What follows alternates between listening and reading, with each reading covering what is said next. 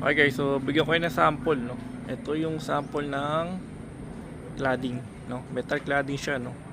Na texture na syempre, design is parang kahoy. Pero ayan, kita nyo naman. So sample lang naman siya pag nakalagay na. Ganyan siya, oh. Mukha siyang kahoy talaga ng mga tabla, no. Parang classic Philippine style, mga pader sa loob ng mga bahay.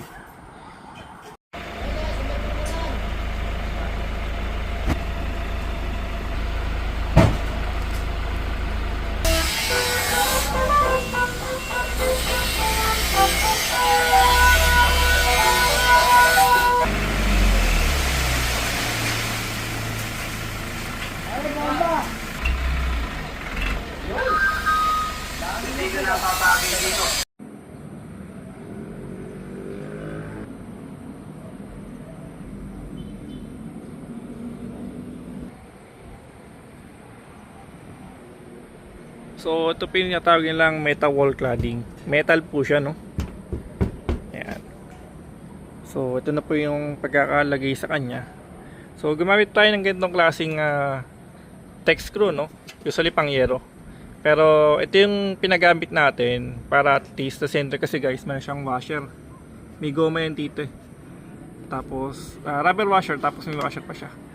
So ang inaano kasi dito, piniprevent natin if ever man maanggihan po siya pag umuulan. At kung gagamit po tayo ng ibang type na screw, no, depende sa magkakabit, maaari baka pasukan pa ng tubig yan pag mula pa ng kalawang ng ating mga GA tubular. So for me, ito ang pinagamit ko sa kanila. Ayan. Galvanized daw yan, so hopefully di man talaga kalawangin talaga. Anyway, so metal wall cladding yan.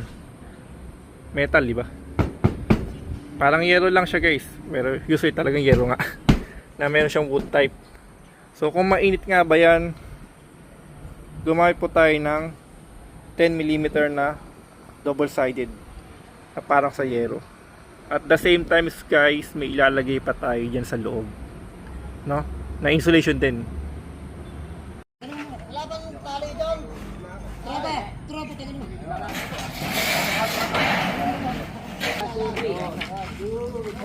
Masisira yung pinakadulo. Re. 1, 2, 3, go! Nagbigat re. Pagilid niya, sabi sa'yo patagilid.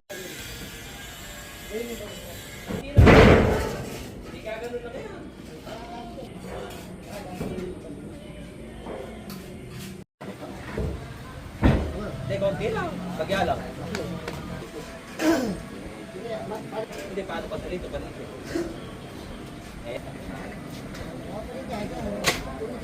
Yan. Parang bago mo.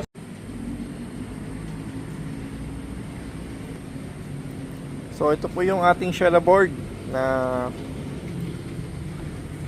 3-port po siya, made in Thailand. Ito yung ginamit natin na pang flooring dito, no. Ayan, no. Fiber cement po siya, no. Hindi po kahoy, kundi isang klaseng fiber cement. So may halo po siyang semento at fiber combination po. At syempre made in Thailand. So ang ginamit po natin dito nga pinaka-screw niya, ito, no. So unlike sa mga metal screw, ito po ay may parang ngayon pakpak. Yun, no, kung makita nyo po yun, yun ang ginamit natin dito. Saka yun nga, flathead po siya, no. Yun, no. Sample natin, ito, check natin. Yun. So ayan, pwede siyang kabitan ng vinyl or talagang tiles, no. At syempre ito, pina-repaint ulit natin ng ano yan, ng primer para double coating sa primer. Malaking tulong yan sa mga ganyang galvanized na tubular or mga GI.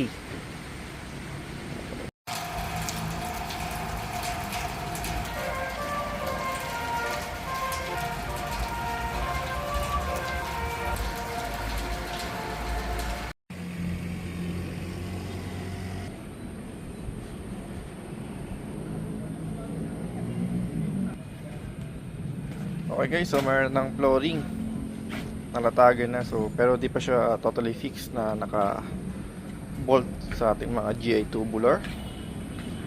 Yun nga po, gamit yung ating shear board na 3/4 or 18mm. So ito isang bedroom, another bedroom. May insulation foam para sa mga ating metal cladding. Ayan. Siyempre may kisame at may insulation din naman yan. Ayan. Nakuvera na yung ating front kahit paano. Ito yung ating terrace dito, no?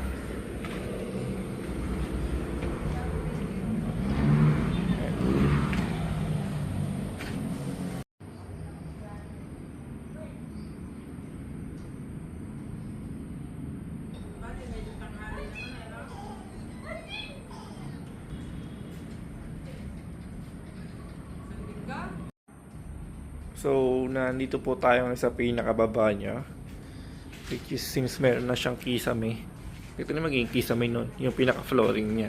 Pero pwede pa naman palagyan ng mismong kisame para medyo maging malinis siya tingin. Pero ayusin pa naman yung mga iba dyan. So, ayan, naka-wrap surface na po siya dito. May dalawa tayong fixed glass dyan. Tapos, yung ating lababo din eh. Ayan, so medyo naka-wrap finish na po din yan. Tayo sa pinaka-bathroom. Ayan. So, almost na, no? So, naka-ready na yung lagay ng ating mismong shower head, no? At ito yung luwang ng shower room natin. So, inano natin na medyo maluwang talaga siya. Para masarap maligo. Ayan, so naka-finish naman na to, no? Ayan. Ito hindi pa saka yung sa labas niyan. Ayun.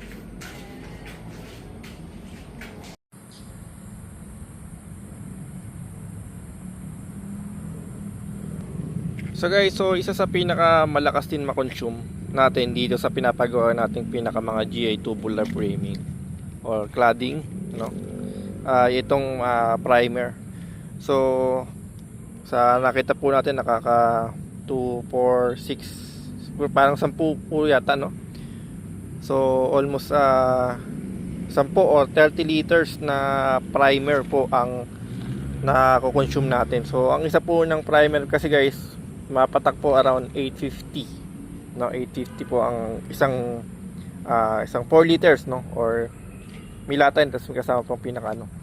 So anyway, so yun nga po, syempre kasi nga galvanized, hindi daw kinakalawang whatever. So pero tayo gusto natin makasigurado na yung ating magiging project na to is tatagal naman kahit paano. So at least kahit naman meron siyang makeover siya, pero to be sure guys, para hindi siya kalawangin, kasi yun ang magiging buhay ng ating metal. So pagka kinalawang na yan, dire-diretso naman na yan. So sayang, di ba? At least kahit paano pag may mga primer na ganito, malaking bagay. Yun nga lang guys, dagdag talaga siya sa expenses nyo pagka gusto nyo talaga. So kaya tayo pinalagay natin lahat yan ng primer. So katulad yan, galvanized yan, ano? Pero pag yan nagasgasan na, tanggal na yung pinaka-coating niya, kakalawangin yan. So napaka-importante, may primer pa rin yan.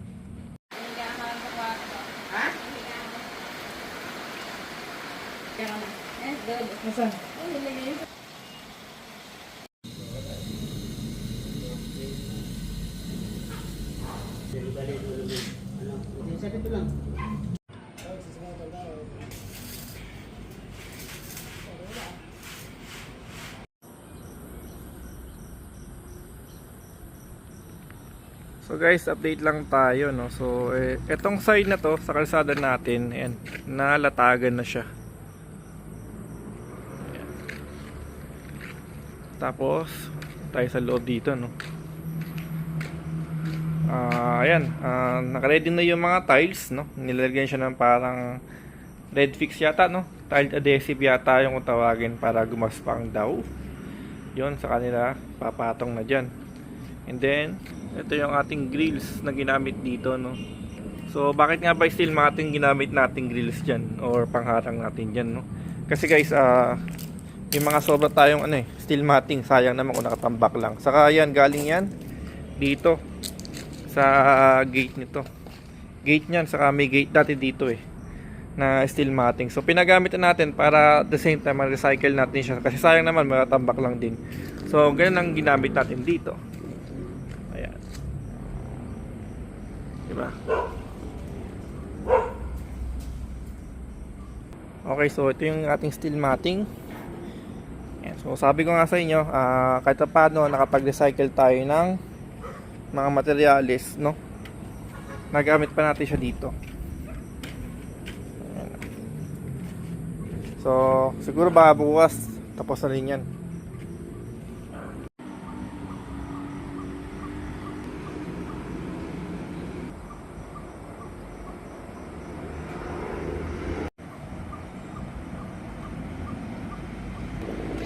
So ito na yung pinaka side. Yan. Hindi ko pa napakita ng nakaraan, no? Tapos ito na yung sa may labas natin dito. Tabi na ng kalsada yan. Ito may latag na siya, no?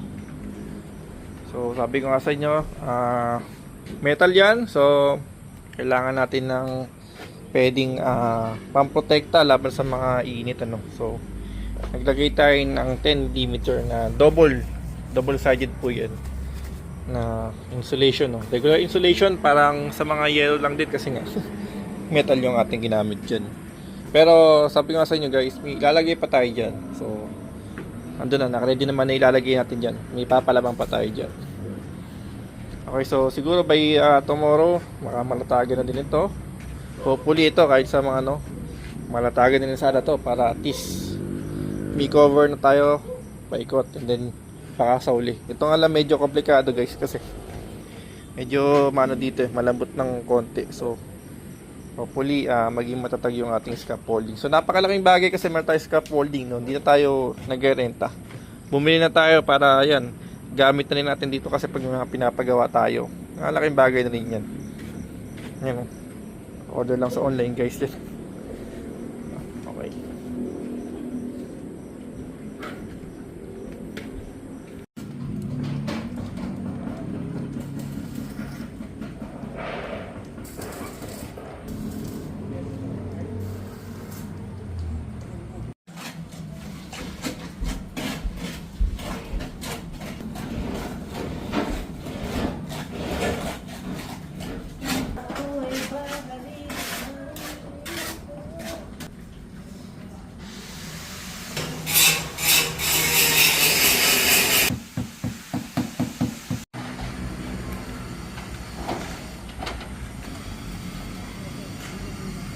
So nag-start na siyang lagyan sa likod.